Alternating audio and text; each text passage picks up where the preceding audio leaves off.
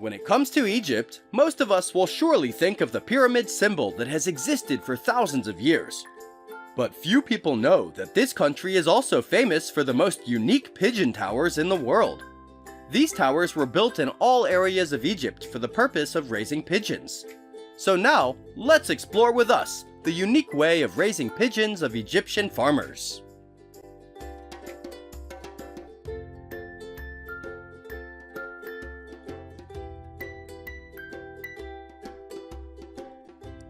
These birds were prized for their meat, which was once considered a major source of protein for the Egyptian people. As a result, pigeon farming is still considered one of the most important industries in Egypt today. They are kept mainly in unique towers that you won't find anywhere else.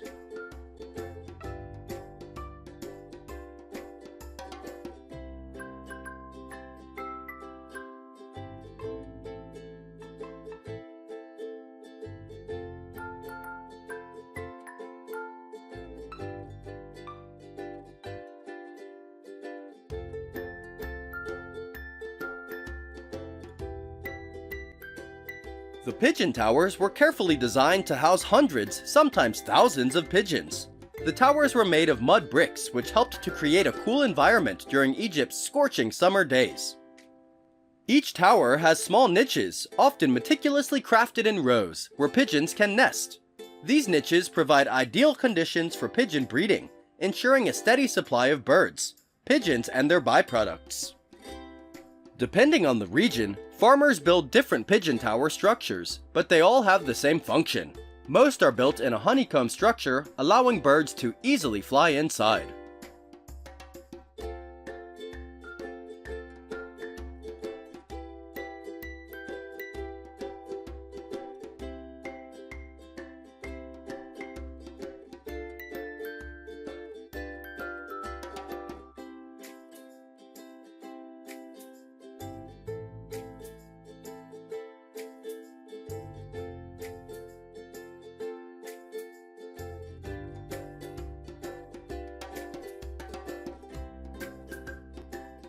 The towers are usually cylindrical or conical in shape, ensuring stability and ease of construction. Openings at the top of the tower allow pigeons to enter and exit freely, and the height of the pigeon towers also minimizes the risk of being attacked by predators such as snakes or wild birds. Farmers use different materials such as palm leaves and wooden sticks to create landing spaces for pigeons, making them comfortable to perch. This design also functions to make it easier for farmers to collect manure from the base of the tower, which can then be distributed to the fields as fertilizer.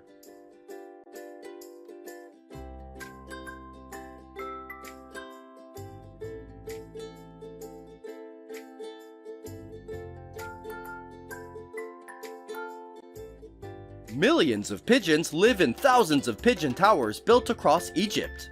Although the towers are more complex to build than closed pigeon farms, Egyptian farmers still commonly apply this form of farming because it has many unique advantages. Pigeons living in towers have been studied to have better welfare because they are free to fly and forage.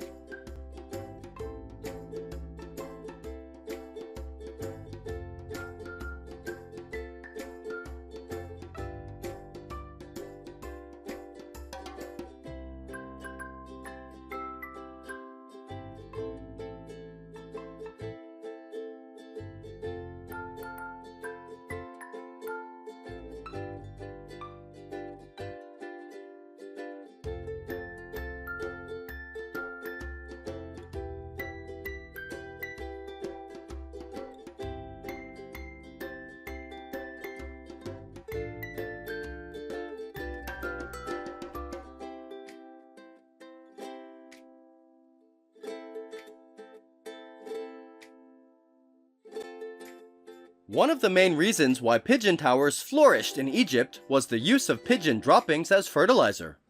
Rich in nitrogen, phosphorus, and potassium, pigeon droppings were considered superior to other fertilizers.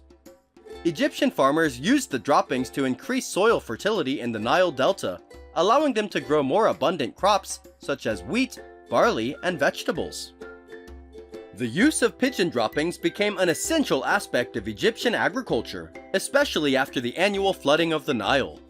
When the waters receded, farmers would apply pigeon droppings to their fields, ensuring that the soil remained rich for the next growing season.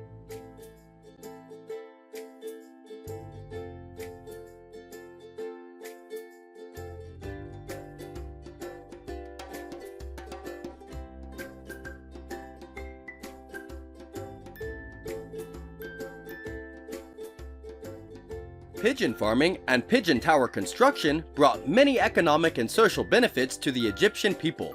First, pigeons are a relatively low-maintenance livestock option. They have few resources for food and shelter, but produce valuable products. This makes pigeon farming an attractive business for small-scale farmers, because it provides a steady source of income with little initial investment.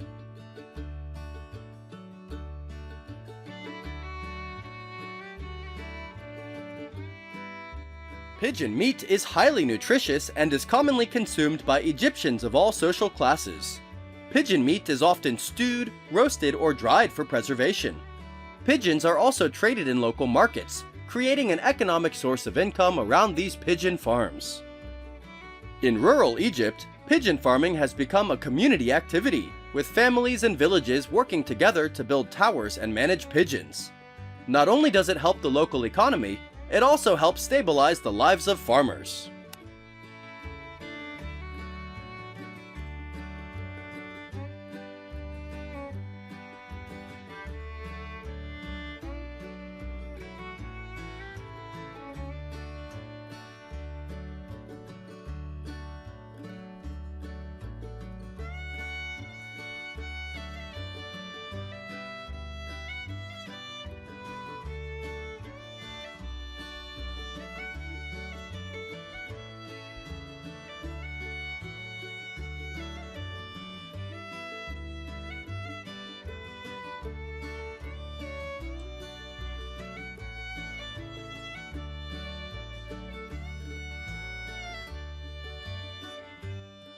The construction of pigeon towers in ancient Egypt was a unique and diverse activity, closely linked to the agricultural, economic, and religious life of the country.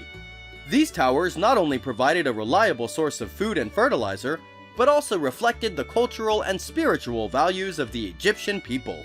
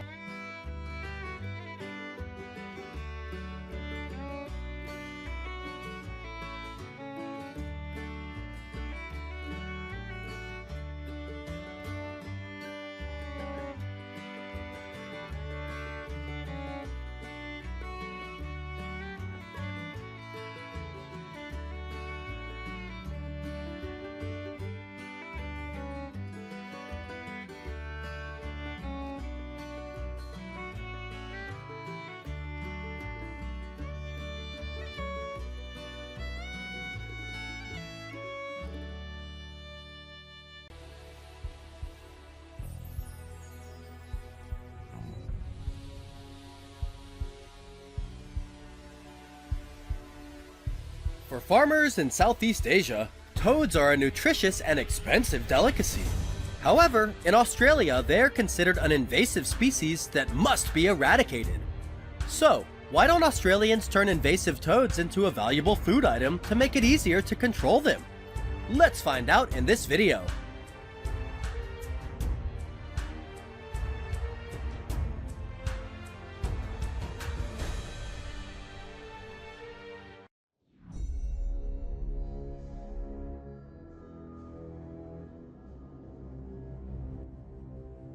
Cane toads were introduced to Australia in 1935 from Hawaii to control sugarcane pests, but due to favorable climate, the toad population grew rapidly. Over the past decade, cane toads have become one of the most destructive invasive species in Australia. Since their introduction, cane toads have spread throughout northern Australia, including Queensland, the Northern Territory, and parts of Western Australia and New South Wales. They continue to expand their range and spread at an estimated rate of 40 to 60 kilometers per year. To control this pest, Australian authorities have issued many measures to control them.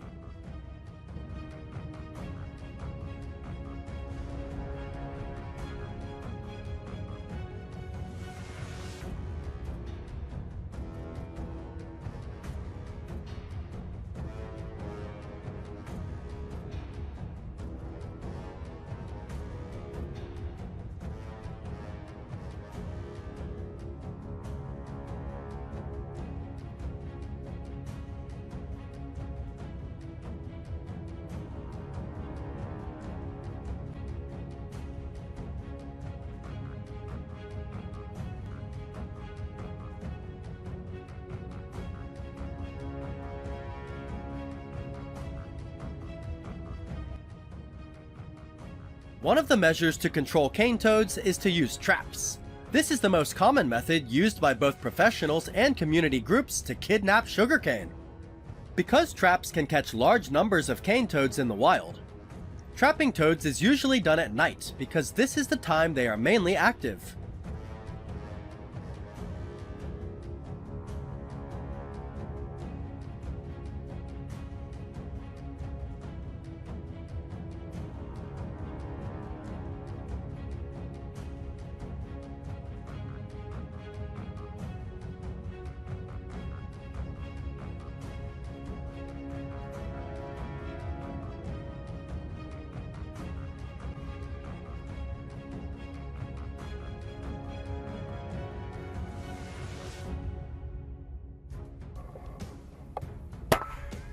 Some hunters also use guns to hunt toads. Sounds unbelievable, right? This is completely true in Australia, but only a few hunters use this method because it is quite expensive, so it is not very popular. Although killing toads with guns is not easy, professional hunters can easily take down toads with just one shot.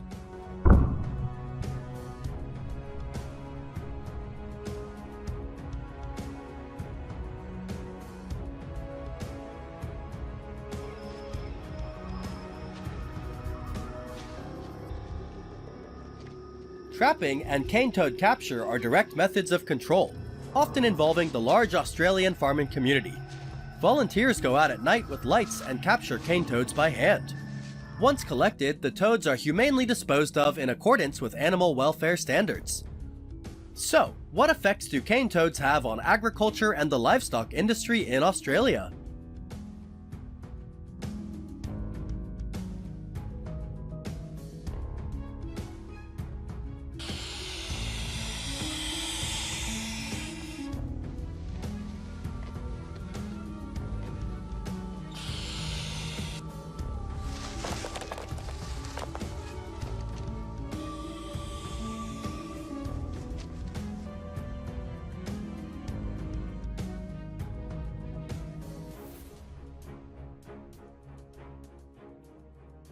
Although cane toads were originally introduced to control agricultural pests, they have also become a pest. Cane toads do not significantly reduce insect populations, but instead cause problems for livestock, especially if animals come into contact with the toads or their toxins. In particular, livestock and poultry are also negatively affected by toad populations. Not only that, toads also affect feed storage areas, causing large amounts of livestock or poultry feed to spoil, causing a direct impact on the farm owner's economy.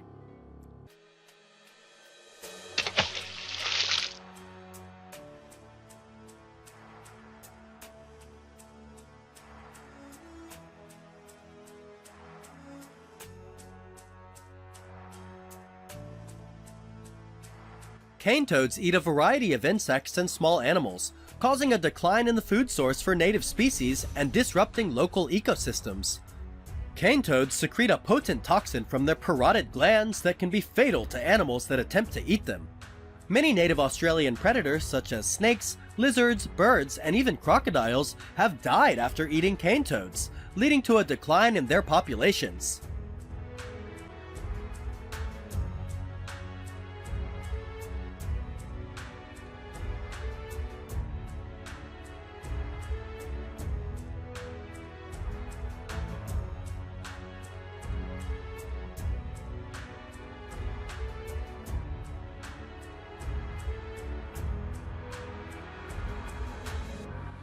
While cane toads are not a direct threat to human health, their toxins can harm pets and children who come into contact with them.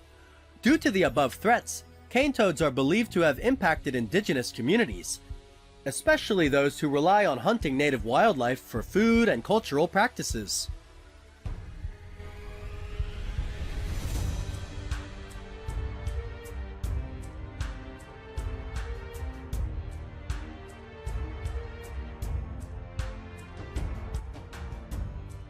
Measures to reduce cane toads have been applied by Australian farmers for nearly a decade, but have not really eliminated this species. Because cane toads are extremely difficult to eradicate due to their high reproductive rates, on average female toads can lay up to 30,000 eggs at a time, and in particular, they have the ability to adapt to many different environments. Therefore, the problem of controlling cane toads has become increasingly complicated and difficult. So, why don't Australians eat toads to reduce invasion?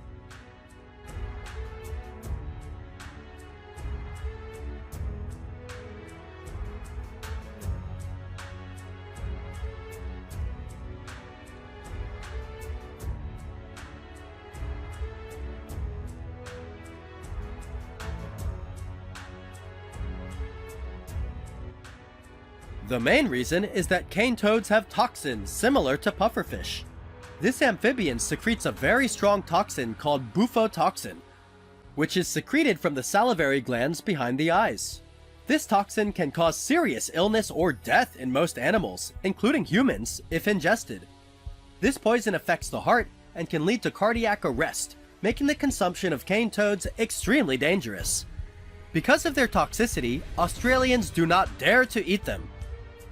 But, in contrast to Australians, toads are a favorable dish of Vietnamese people and some Southeast Asian regions.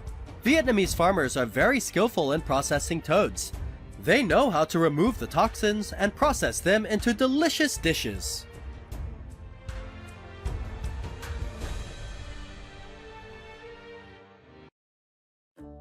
Vietnamese people have eaten toad meat for decades.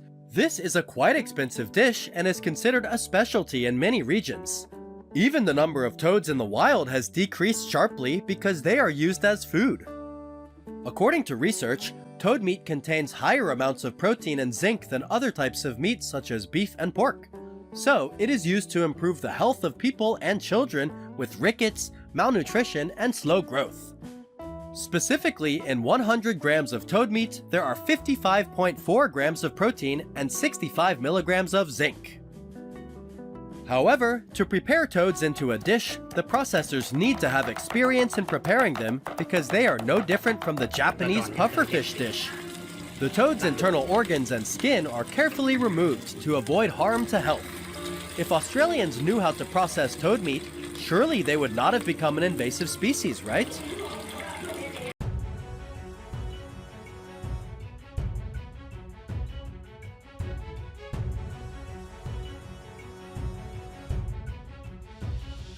Australia is home to one of the largest feral cattle populations in the world, and over the past decade, they have also caused many agricultural and ecological problems in Australia. In recent years, feral cattle have become a new source of economic development for Australian farmers, as they have found unique and sustainable ways to control the population.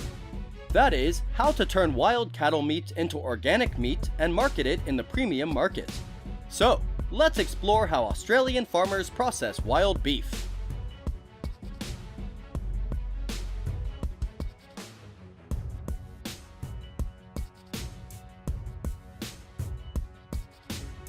Feral cattle are descendants of farmed cattle that escaped or were released into the wild and over time have established large feral populations, particularly in northern Australia. Feral cattle thrive in remote, isolated areas where they graze freely, but can also cause significant damage to natural ecosystems. Uncontrolled reproduction and a lack of natural predators have led to their increasing numbers, causing concern among farmers and environmentalists. While traditional methods of disposal, including destroying or removing them from the property, are resource-intensive and ineffective, many Australian farmers are adopting more sustainable solutions that turn challenges into opportunities.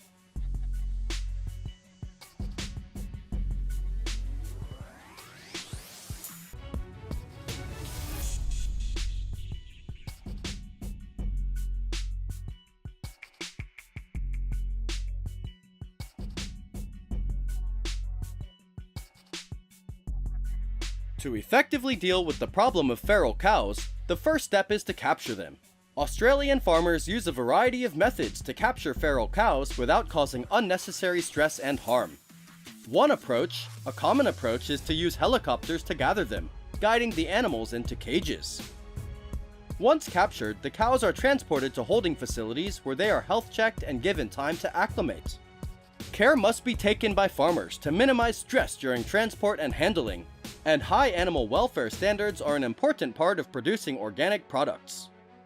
Wild cattle will acclimate for a while to organic farms, which ensure that the cattle are raised on pasture with a natural diet without synthetic fertilizers or pesticides.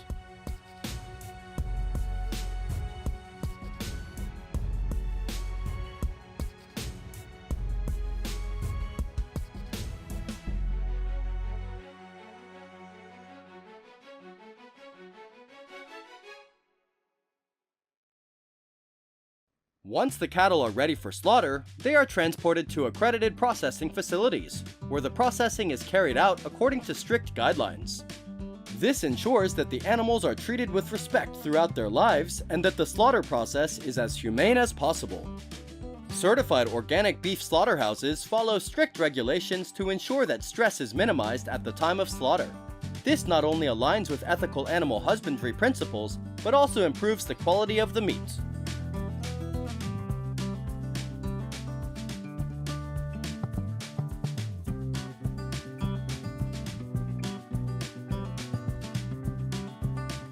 Large-capacity cattle slaughterhouses are built across Australia, producing tons of meat every day to ensure adequate supply of meat for consumption. Processing facilities are equipped with modern chain technology in all processes. The meat from these wild cattle is carefully processed to maintain its organic certification. The meat is free of hormones, antibiotics, and synthetic additives, making it highly sought after in both domestic and international markets. The end product is premium organic beef that appeals to health-conscious consumers and those concerned about sustainability and animal welfare.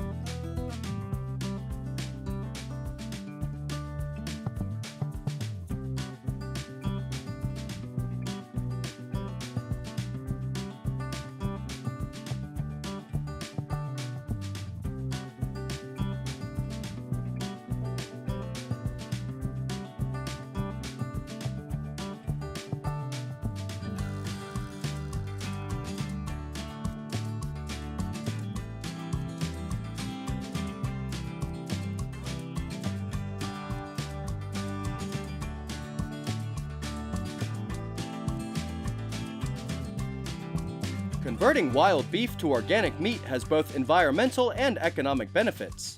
Environmentally, it helps to reduce the ecological damage caused by wild cattle.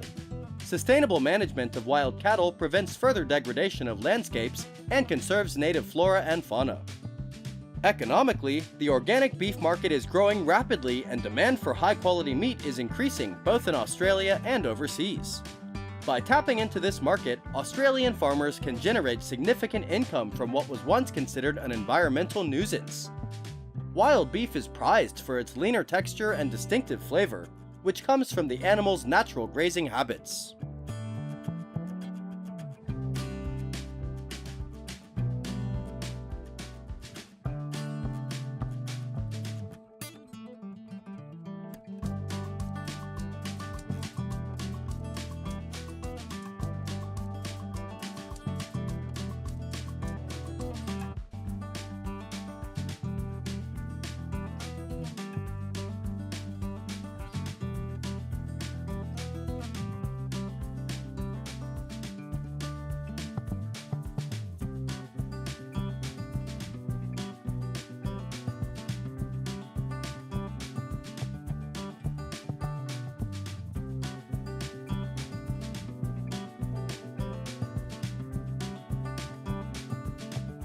Turning wild cattle into organic meat is not only a solution to environmental problems, but also a model for sustainable agriculture.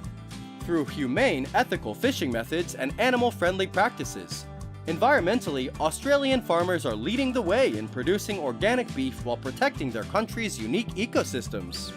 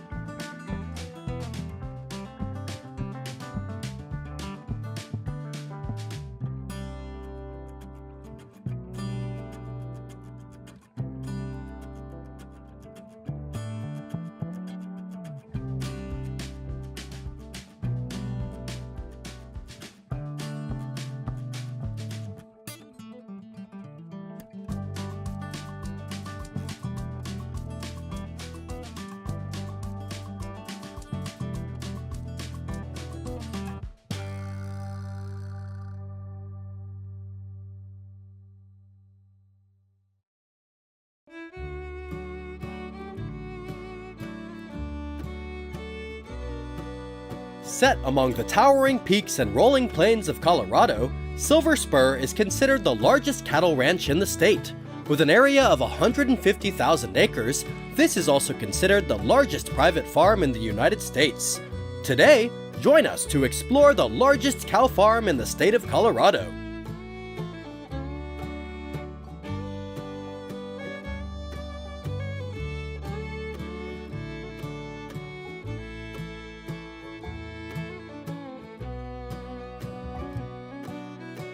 Colorado is home to many large cattle farms, but the title of largest beef farm belongs to Silver Spur Ranch. Located in the rugged western part of the state, this sprawling ranch seemingly embraces the Colorado cattle industry, as it combines traditional farming methods with sustainable innovation.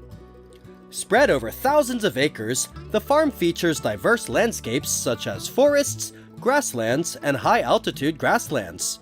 With a long history and roots in traditional livestock farming activities, Silver Spur has now applied modern methods to increase efficiency and sustainability. Silver Spur Farm covers an area of up to 150,000 acres and is divided into 4 subdivisions. The cattle farm, with more than 15,000 cows and thousands of beef cattle, is raised in the second subdivision of Silver Spur Ranches located at Kiowa Creek. With an area of 80,000 acres devoted solely to raising cattle, this subdivision is home to Angus, Red Angus, and Charolais cattle breeds, famous for their productivity and premium meat quality in the US. Livestock operations are controlled from start to finish. Cattle are raised in a natural environment on the farm's breeding grounds. Every day, cows are allowed to graze on the grasslands to feed themselves. So, if you go to the state of Colorado and the Rocky Mountains, you can see thousands of cows and cattle grazing in the fields.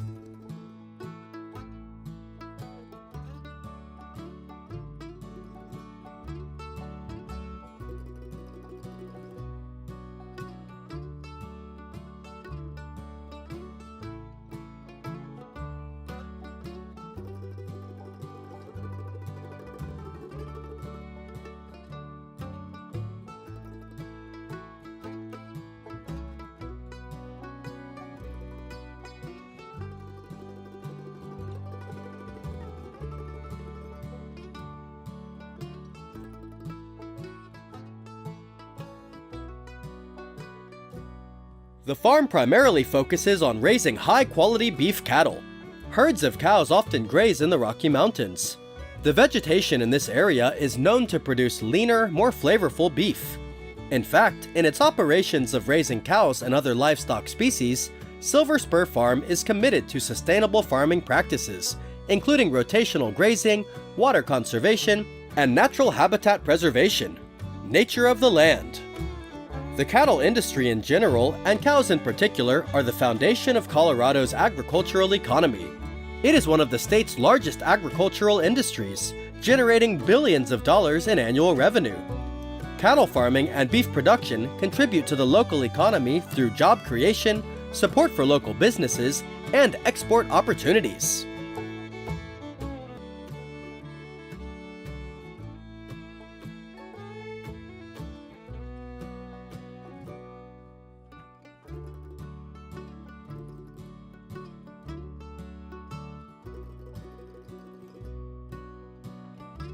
Silver Spur Ranch also plays an important role in Colorado's agricultural economy, contributing to the state's beef production and supporting local communities. As one of the largest cattle ranches in the state, Silver Spur is an essential part of Colorado's livestock heritage, preserving traditional practices while adapting to modern challenges. Each year, Silver Spur provides thousands of high-quality beef cattle to the processing plant to produce meat for consumption. When cattle reach marketable weights, they are shipped to processing plants. Colorado is home to several large meat processing facilities where beef is slaughtered, processed, and packaged for distribution.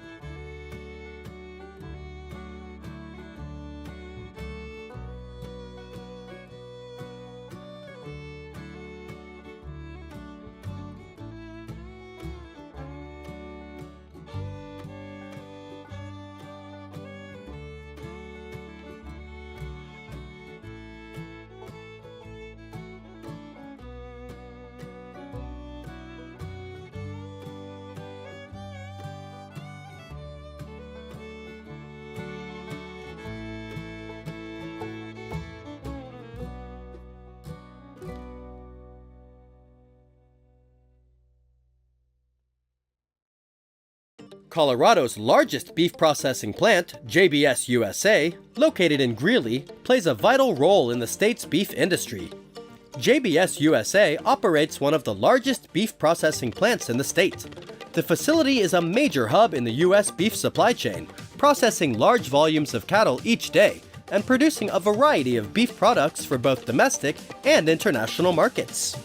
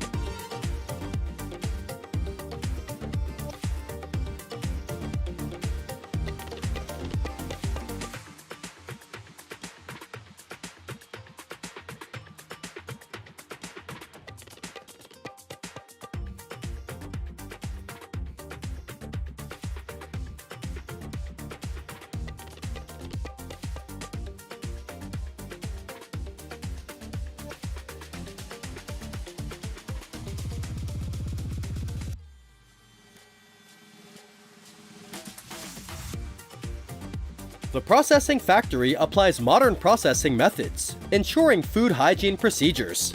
One of the most prominent and important points in the U.S. meat processing industry is that they have the most prestigious food safety inspection system in the world.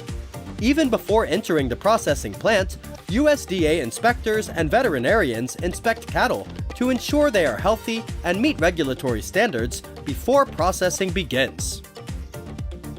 After undergoing processing, each carcass is thoroughly inspected by USDA officials for signs of disease or contamination. This testing is mandatory and ensures that only safe meat enters the food supply.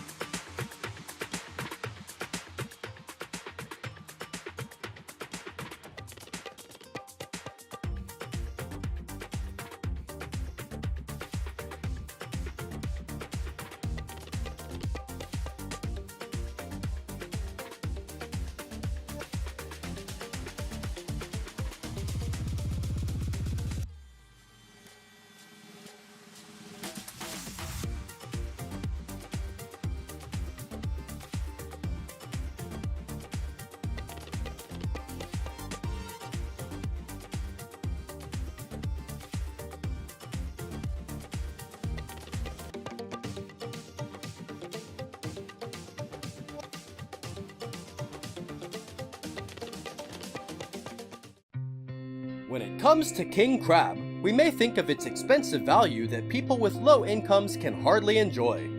However, it is unbelievable that this crab is considered an invasive species that is destroying environment and fishing in Norway. So, why is this expensive crab considered an invasive species? Let's find out! The king crabs of the Norwegian coast are not native, having been introduced from Russia in the 1960s and have flourished since then. Today, millions of red king crabs live along Norway's coast, presenting both opportunities and challenges for the country.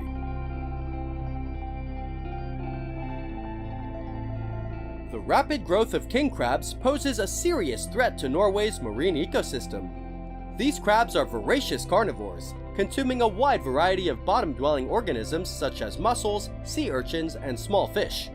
Their feeding habits disrupt the ecological balance of the local marine environments, leading to a significant loss of biodiversity.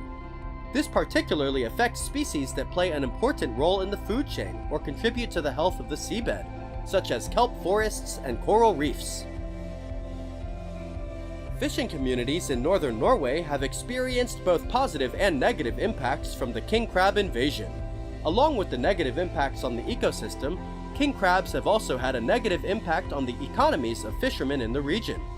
King crabs tend to displace other marine species, leading to reduced catches of fish such as cod, haddock, and halibut in some areas. This has created a new form of competition among fishermen, where traditional fishermen are struggling to maintain their livelihoods.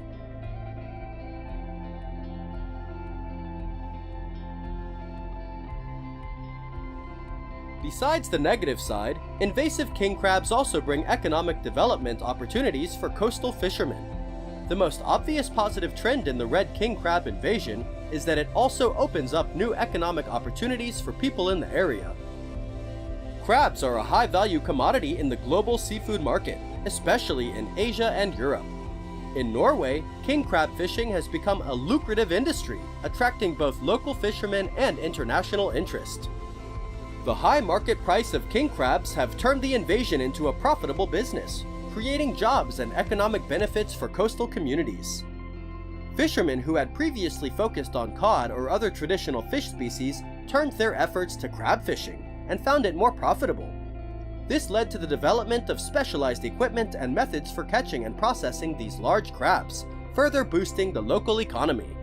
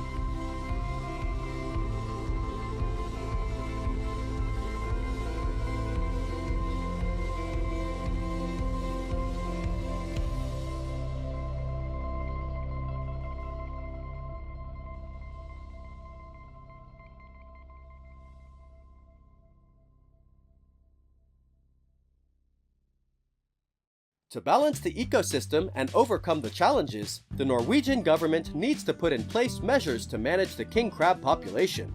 In designated areas, especially around eastern Finnmark, the crab population is managed by catch quotas to maintain a balance between economic exploitation and ecological conservation. In these areas, fishermen are allowed to catch king crab, providing a stable supply to meet market demand. However, fishermen must comply with size limits, catch regulations, and specific seasons. Outside this area, eradication and population control targets are in place. The government encourages fishermen to catch and kill as many crabs as possible to prevent further expansion. This policy is intended to prevent the spread of king crab to more sensitive areas, particularly ecosystems further south along the Norwegian coast.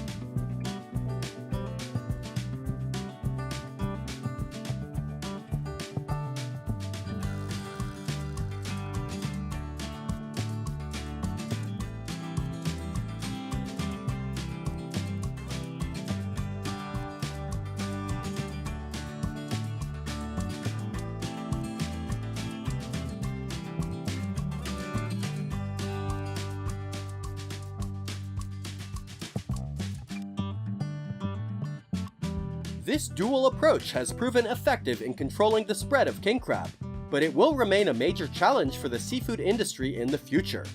Currently, demand for the asset, especially king crab, remains high, so the king crab fishery is likely to continue to thrive. Future control policies will need to balance this economic interest with the need to preserve Norway's unique and fragile marine ecosystem.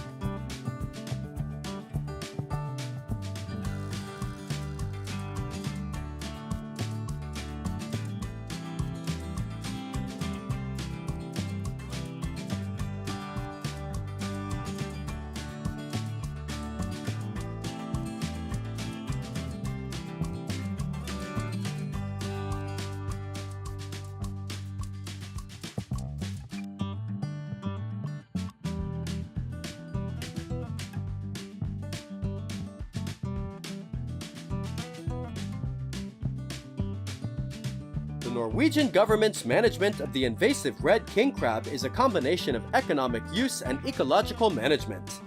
Through careful management and monitoring, Norway aims to strike a balance between protecting the environment and reaping the economic benefits of the king crab invasion. However, vigilance is needed to ensure the long-term sustainability of both the environment and the fishery.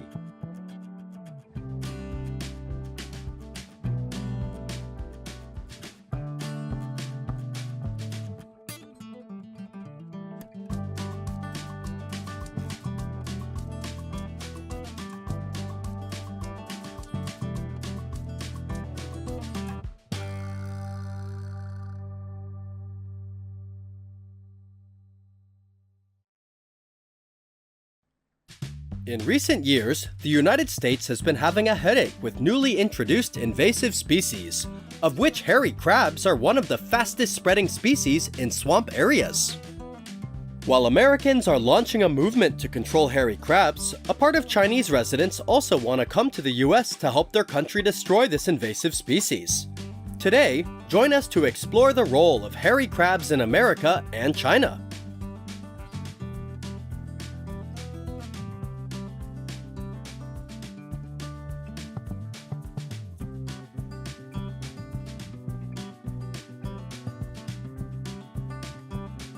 Thousands of years ago, the field crab farming industry developed in China. They were considered one of the dishes for aristocrats and landlord families. To this day, the Suzhou and Songjiang areas have become the most famous freshwater crab production areas, inseparable from the development of lakes and fields. The cost of each hairy crab can be up to 60 yuan, about $10 each, and depends on the season. Because the weather in regions changes with the seasons, it is difficult for the hairy crab farming industry to raise it all year round, so out-of-season hairy crabs will be more expensive.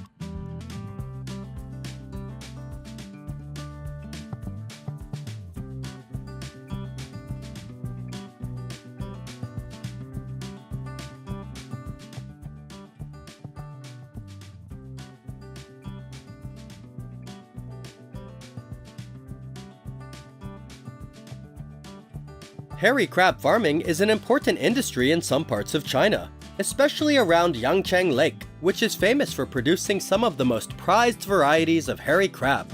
The brand value of hairy crab in China reaches more than $20 billion every year. However, the number of crabs is still not enough to serve demand because the consumption is very large. Demand for hairy crabs is so high that they are often ordered weeks in advance during peak season. Popularity extends beyond China, with exports to other countries with large Chinese communities.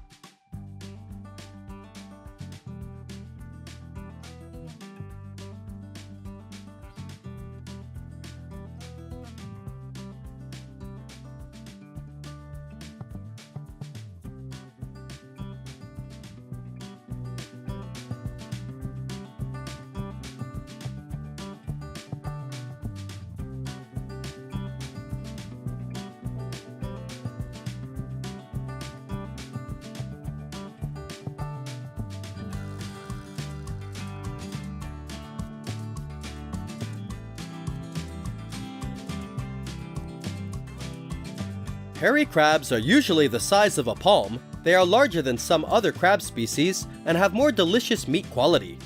The crab farming and processing industry in China also helps create jobs and economic growth for millions of people in China. In short, hairy crab is not just a seafood species, it is also a hallmark of culinary tradition and a luxury dish of considerable social and economic importance. Despite its economic and social importance in China, when introduced to the US, hairy crabs are considered one of the species that negatively affects the aquaculture industry in the US.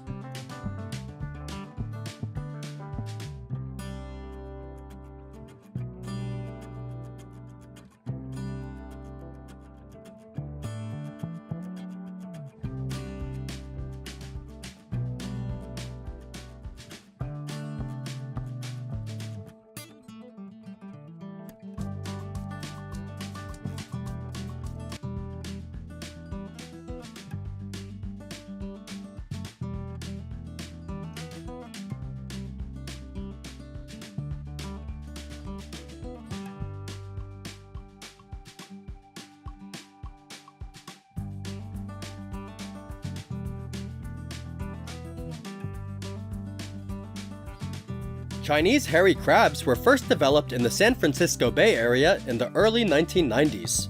They have since spread to many rivers and estuaries along the West Coast and have also been discovered in the Great Lakes and Mississippi River region.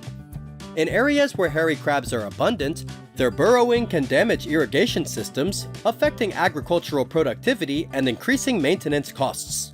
Additionally, crabs can become entangled in fishing gear such as nets and traps, which can reduce the effectiveness of commercial and recreational fisheries. In some cases, fishermen have reported significant losses due to damage to fishing gear caused by hairy crabs.